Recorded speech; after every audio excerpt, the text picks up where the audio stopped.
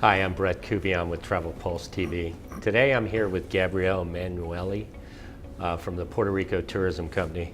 Gabrielle, welcome. Thank you, Brett. It's a pleasure being here. Yeah. Gabrielle, let's sort of jump right into it. Let's talk about Puerto Rico as a destination and what really sort of differentiates that vacation experience from somewhere else, possibly in the Caribbean. Well, you know, Brett, it's interesting. I have to say that when we talk about Puerto Rico and the Caribbean, Puerto Rico is pretty much a well-known destination, especially for the United States and the travel agents in the United States. Obviously, it's a U.S. territory. But what probably many of them are not aware of is that in the last few years, in particular, our luxury product, has been completely revamped and redeveloped. So in the last 2 to 3 years in Puerto Rico, there has been a inauguration of new luxury properties, like the Royal Isabela on the northwest corner of Puerto Rico. You have the Ritz-Carlton Reserve, the second in the world, established in Puerto Rico in Dorado, part of the Dorado Beach community.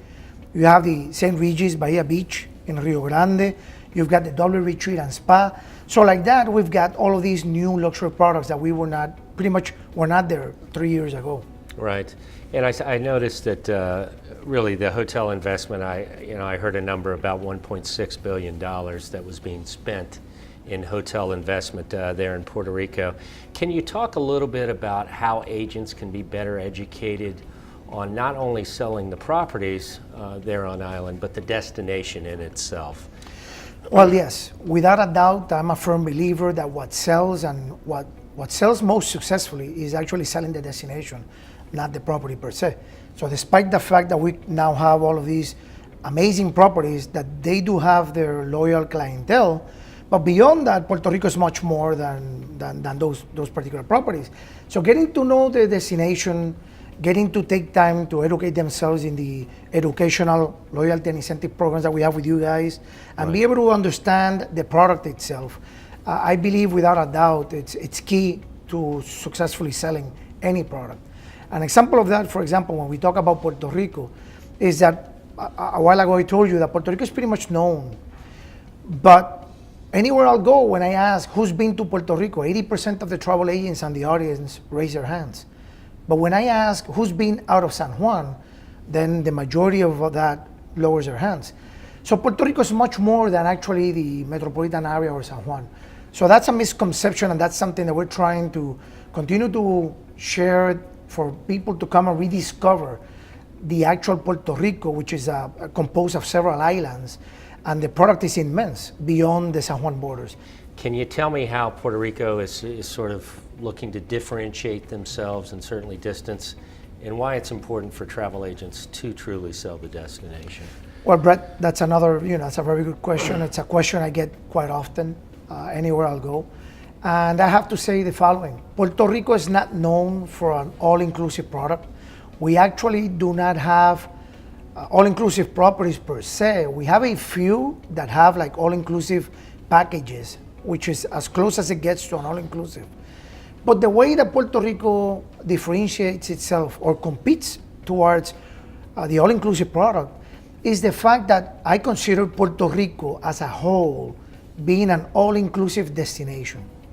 And when we talk about all-inclusive, what's typically what the consumer and the value added that the people perceive when they talk about seeking that all-inclusive? It typically comes top of mind, the value perception. Correct. And the way I explain to the travel agents, to the trade, to the industry, and to the consumer, why Puerto Rico is a great option, even compared towards the all-inclusive, it's because most people probably are not aware that when you compare airfare costs from any city in the United States, to take you as an example, doesn't matter where you are in the US, and make that comparison flying into Puerto Rico, into San Juan, Puerto Rico, and you compare that airfare cost against any other destination in the Caribbean, we average 30 to 50% less on airfare costs compared to any other destination in the Caribbean. So we're talking about what, $300 on average per person on savings on airfare to travel to Puerto Rico. If you look at that into any family, certainly we can compete with any all-inclusive. Look at the destination entirely as an all-inclusive destination. You get to pay for a room, not a per person rate. You arrive into Puerto Rico, and with those savings in airfare per person, you get to eat, take any tours you wish, and be able to explore the island outside of the property and actually get to know the destination. And that's a very, very valuable point from the standpoint of experiencing the destination, not just the experience of the property that you find in some of the other locales.